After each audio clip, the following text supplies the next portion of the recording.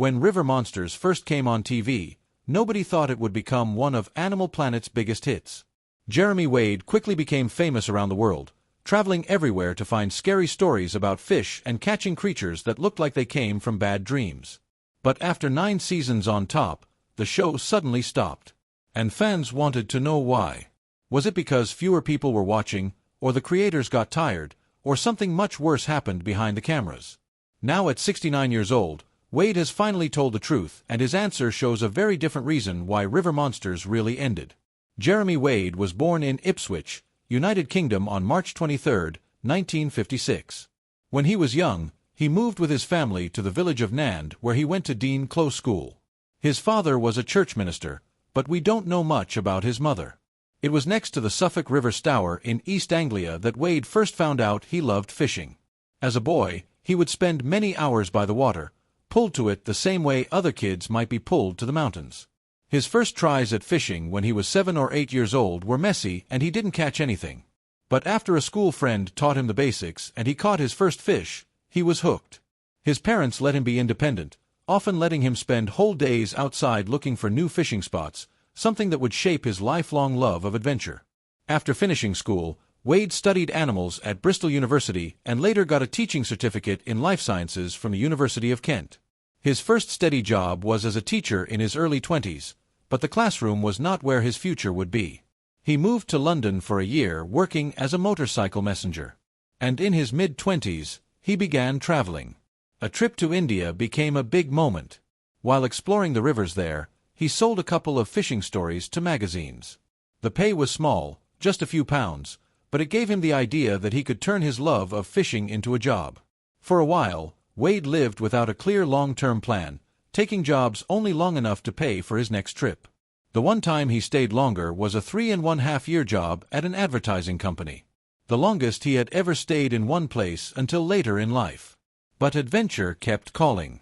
In 1982, with only £200 in his pocket, he went on his first big fishing trip to another country, flying on an Ariana Afghan DC-10 plane to India. There he caught his first Himalayan Messiah, a strong freshwater fish, and his wish to keep exploring only got stronger. The years that came next were full of discovery and danger. He lived simply, saving what little he could for each new trip, and went to places like Nepal, Thailand, South America, China, and the Congo. He got malaria on the Congo River and people didn't trust him while fishing in the Mekong during the tense Cold War years. But he never gave up his path. In 1992, Wade used his savings to publish a fishing book by himself. It was a money disaster. 2,000 books that didn't sell left him broke, and it took years of selling books one by one to bookshops before he got his money back. Still, he wouldn't give up. His love of fishing and telling stories would eventually lead him to television. The big moment came when a TV producer saw a newspaper photo of Wade holding a huge freshwater fish from the Amazon. That picture led to his first documentary, Jungle Hooks, which followed him back into the Amazon forest. There he caught a 200-pound arapaima and faced one of the scariest moments of his life. During filming, the single-engine plane carrying Wade and his crew lost power as it came down to land. The tops of the rainforest trees rushed closer until the plane hit a rubber tree and crash-landed in a swamp. Amazingly, all 5 people on the plane lived without getting hurt. The experience left Wade scared of flying, but his work made him face it head-on. Jungle Hooks opened the door to more chances. A few years later, Wade was given the opportunity to create a short series called Killer Catfish. This show took him to India's Kerry River to look into a bunch of mysterious drownings. Local people thought it might be whirlpools or crocodiles, but Wade followed another clue. The Ginch catfish. This huge fish that can grow bigger than a person was rumored to have started eating human remains from funeral fires along the riverbanks.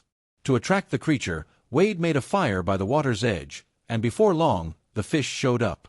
After a tense fight, even swimming one-handed across dangerous currents while holding onto his fishing rod, he finally managed to catch it. The fish was let go back into the river, but the story made for exciting television. The episode, which many think is WDE's favorite, mixed mystery, danger, and winning. Its success got the attention of Animal Planet, making way for River Monsters, the series that would make Jeremy Wade one of the most well-known people in adventure television. River Monsters started on April 5, 2009, and quickly became the series most connected to Jeremy Wade's name. At first look, the idea of watching someone travel around the world to fish might not sound like exciting entertainment. But the show was never just about fishing. Wade built it as part mystery, part adventure, and part science lesson. Each episode unfolded like a detective story with rumors, witness stories, and local legends leading to finding a real water creature at the very end. That formula hooked audiences far beyond the usual group of fishermen. At the heart of it all, Wade positioned himself not only as a fisherman, but also as someone who protects nature and teaches others. He often said that the series was a chance to show people the creatures living in rivers and lakes, many of which people had never even heard of. His goal was simple but powerful. If viewers learned about these animals, they might start caring about the delicate ecosystems they live in. His commitment went beyond the cameras. He worked with scientists in places like South Africa and the Bahamas, putting tags on bull sharks and tiger sharks for research, and helped collect DNA samples from endangered fish species. River Monsters was never just about catching big fish. It was about protecting them and telling their stories.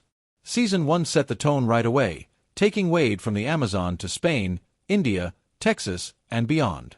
Each journey offered not only a meeting with amazing species, but also the thrill of discovery. In one early episode, he tracked down the alligator gar, a fish with a prehistoric look and a reputation for attacking people. The legend came from a 1932 report of a gar attacking a young girl. WDE's search brought him to Texas, where he wrestled a 123-pound gar to shore.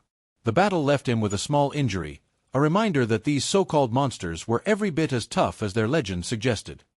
But the season's most chilling moment came in Episode 6, Amazon Flesh Eaters. Here, Wade went after one of the most disturbing fish in the world, the Kandrou ASU. Unlike its smaller and well-known cousin, which has a bad reputation among swimmers, the Kandrou ASU was larger, more aggressive, and far more disturbing in its habits. Only a few inches long, it could attach onto other fish or, in rare cases, people using razor-sharp teeth to carve circular wounds. For Wade, the Kangaroo ASU ranked among the most disgusting creatures he ever handled. Despite dealing with piranhas and sawfish that looked like living weapons, it was this finger-sized catfish that bothered him most. Slimy, wiggling, and equipped with tiny glowing eyes, it was the kind of animal that could make even an experienced adventurer shiver. The investigation took a darker turn when Wade teamed up with Dr. Lucia Rapp at the National Institute of Amazonian Research. Among jars of preserved specimens, she shared stories of medical examiners who had mistaken Kandrou ASU attacks for gunshot wounds. In one case, bodies thought to be victims of violence were found hollowed out, their organs and blood eaten with a small fish packed inside the cavities. The so-called bullet holes were in fact the entry points of these relentless scavengers. Now, Season 2 of River Monsters took Jeremy Wade on a journey around the globe, Thailand, Africa, India, and the United States, chasing fish that most people only hear about in legends. Out of all the incredible encounters that season, one story in particular stands above the rest. The adventure opened with Demon Fish, an episode that brought Wade back to the Congo River. He admitted that the journey there was tiring and dangerous, and the reality behind the camera was far from glamorous. While television edits make the action look constant, much of the trip involved waiting, dealing with setbacks, and facing real risks on the ground. Securing permits, and simply finding a working boat ate up an entire week. Crossing into the opposite side of the river would have required another week of red tape, something they didn't have time for. But the real tension came from the locals. Around the time Wade and his crew arrived, a villager went missing while fishing, and that man happened to be the chief's brother. The disappearance and the arrival of outsiders were immediately linked in the minds of the villagers. Some suspected the chief himself, while others were convinced the foreign crew had something to do with it. What Wade didn't learn until much later was that certain villagers were even preparing to take violent action against the team, arming themselves with rocks to deal with the supposed culprits. Despite the danger, Wade pressed on and finally faced the fish he had been chasing for decades. The Goliath tigerfish. This monster predator of the Congo Basin is famous for its razor-sharp teeth that look eerily similar to a shark's. Wade had spent 6 years making 3 separate trips into the region in search of it. And this time he landed one, a 78-pound tigerfish. The prize he had been chasing for nearly 25 years. The fish sprawled across his chest. Its size and fierceness undeniable. Sadly, while Wade usually releases his catches, this one did not survive the attempt to return it to the water, marking a bittersweet end to his long chase. The following season carried the same spirit of exploration. Wade traveled to New Zealand, Argentina, Papua New Guinea, Japan, and the Solomon Islands, continuing his quest to uncover the mysteries of rare freshwater creatures. But one catch in Season 3, deep in the remote rivers of Australia, was unlike anything he had ever shown before. In an episode fittingly titled Chainsaw Predator, Wade encountered the large-toothed sawfish, a creature so strange it seemed designed by an engineer rather than nature. Nearly 7 feet long with a rostrum lined with 39 sharp teeth, its snout looked exactly like a chainsaw blade. Though it looked like a shark, it was in fact a type of ray, using its saw-like snout not as a weapon against people, but as a tool to slash through schools of fish, mollusks, and crustaceans beneath the surface of its bizarre appearance. The rostrum also housed electrosensory organs, allowing the sawfish to detect the faintest signals from prey hidden in the murky water. Despite its scary look, the largest toothed sawfish posed no threat to people. Sadly, it is now listed as endangered, though it can still be found in certain tropical and freshwater regions across the world. The one Wade hauled from the dark Australian river, its body lit only by his headlamp, was both otherworldly and breathtaking. Now, at first glance, it might have seemed like the River Monsters crew had it easy. Most episodes showed Jeremy Wade patiently casting lines, putting bait on hooks, and waiting for something to bite, which gave the impression that the crew's main concerns were travel, food, shelter, and filming. But the reality behind the scenes was far more demanding. The show placed heavy demands not only on time and money, but also on the crew's health, sanity, and even their safety.